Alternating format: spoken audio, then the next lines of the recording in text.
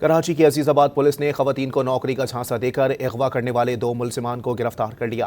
Police ने मुख्वी खातून और 3 कमसिन बच्चों को भी बाहिफाजत बाजियाब करा लिया। मजीद जानते हैं डॉन न्यूज़ के नुमाइंदे फैसल हुसैन से। फैसल, मजीद बताइएगा।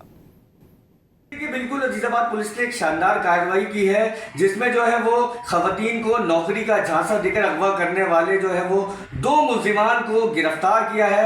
मुलजिमान ने जो है वो एक खातून को जो है वो उनके 3 बच्चों समेत जो है अगवा किया था, नौकरी का झांसा देकर जो है उनको बुलाया था, फिर उनको अगवा किया था, जिसके बाद जो है वो उनके शौहर से तावान भी तलब किया था।